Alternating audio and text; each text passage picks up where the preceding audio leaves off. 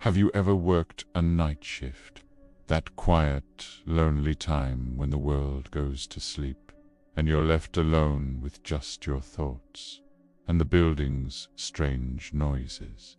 For most, it's just old pipes or the wind. But for Ryan, a 22-year-old security guard, his first night at the Everglow shopping mall was anything but ordinary. The Everglow Mall used to be the heart of our city. Remember those late nights? The glow of neon signs, the smell of popcorn, the sound of laughter echoing through the halls. But by 2020, the economy had taken its toll. The mall became a graveyard of failed businesses, a ghost of its former glory. Only a handful of shops clung to life.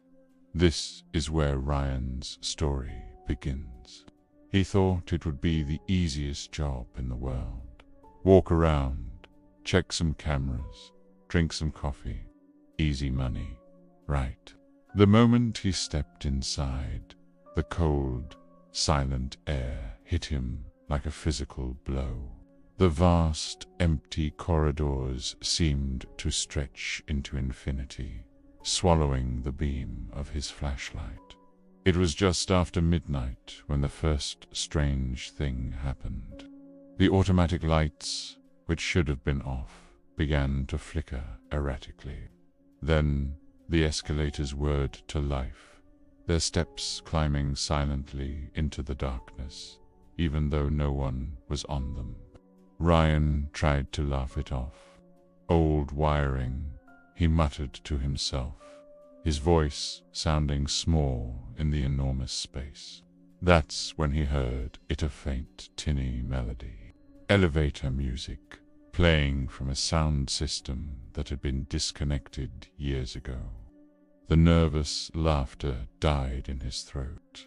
Around 1 a.m., a new sound joined the phantom music. Footsteps. They were coming from the floor above him, a clear, deliberate thud, thud, thud on the polished tiles. Ryan's heart hammered against his ribs. A break-in. He grabbed his radio.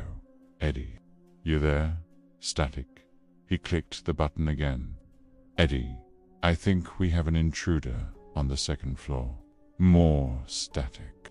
With his flashlight held tight, he started up the motionless escalator. As he reached the top, the footsteps abruptly stopped. The air grew thick, heavy with the cloying, sweet smell of old perfume, like flowers left to rot. He swept his light across a row of shuttered storefronts. The glass of each one reflected his own nervous image back at him, until he reached heavenly fashion. He stopped. His reflection in the glass wasn't moving. He took a hesitant step to the side, but the figure in the glass remained perfectly still, a frozen copy of himself. And then, slowly, a wide, unnatural smile spread across its face. Ryan yelped and stumbled backward, dropping his flashlight. It clattered on the floor, the beam spinning wildly. When he snatched it back up, the lights inside the store flickered on. The mannequins were dressed in tattered, outdated clothes, their plastic faces chipped and peeling. But in the center of the display, there was a new one, a mannequin that hadn't been there a second ago. It was wearing a security guard's uniform, identical to his own. His hands shaking, Ryan fumbled for his radio again. Eddie, you gotta be messing with me, man. This isn't funny. The only reply was a crackle of static. Fine. He'd find Eddie himself. He had to prove this was all just a stupid prank. He started walking towards the food court, but as he passed the old toy store, Its automatic doors slid open with a soft whoosh. The lights inside flickered on and off like a dying heartbeat. And beneath the static of his radio, he could have sworn he heard the faint sound of children laughing. Against every instinct screaming at him to run, he took a step inside. The store was a disaster. Toys were strewn everywhere, as if a whirlwind had torn through the room. On a high shelf, a row of porcelain dolls sat in perfect order, their glass eyes seeming to follow him. One of them, an old baby doll with a sinister crack running down its face, caught his eye. As Ryan turned to leave, a tiny, raspy voice whispered from right behind him, "Don't go." He froze, every muscle in his body tensing. Slowly, he turned back. All the dolls' heads were now facing him. The baby doll with the cracked face suddenly pitched forward, falling from the shelf and landing perfectly upright on its feet. In that instant, the store went completely dark. His flashlight flickered back to life for a single, terrifying second, just long enough for him to see dozens of small, greasy handprints smeared all over the asterisk inside asterisk of the glass doors.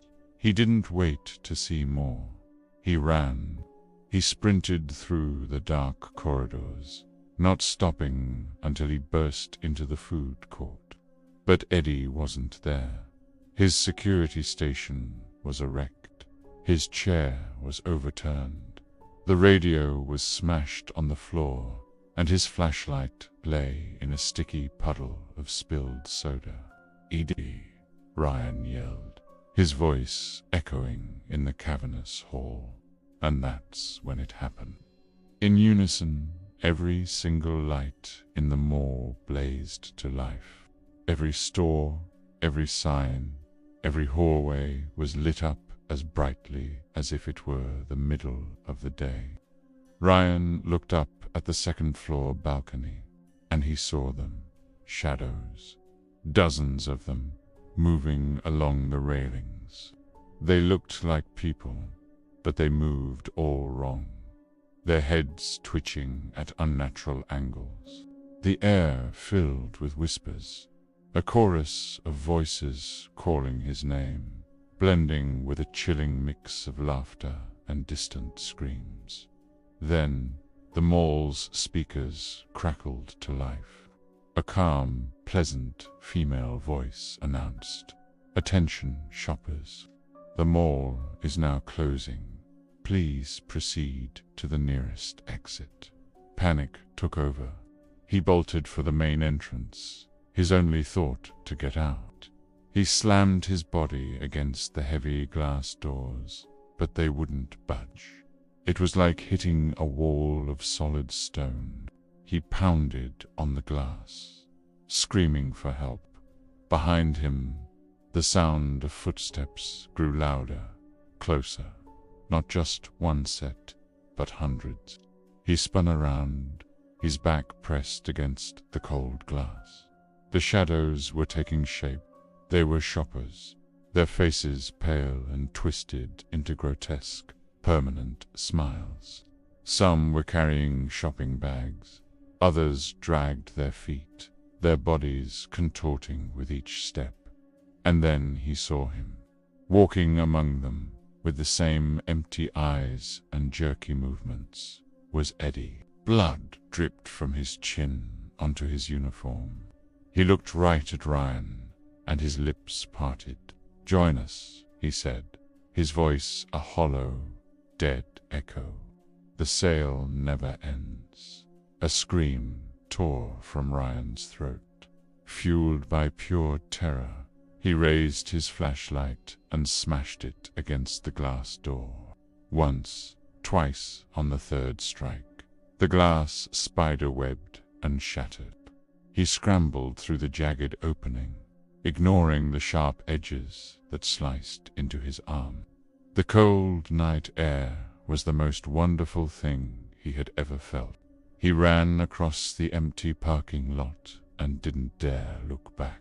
Finally, gasping for breath, he risked a glance over his shoulder. The Everglow Mall was dark, silent. It looked exactly as it had when he first arrived. He could almost convince himself he'd imagined it all. But then he looked down at the deep, bleeding gash on his arm and heard one last, faint melody of more music drift across the parking lot before fading into silence. The next morning, the police found nothing. The mall had been disconnected from the power grid for months. There was no sign of Eddie, no mannequin in a security uniform, no shattered door. Ryan quit that day. He never went back.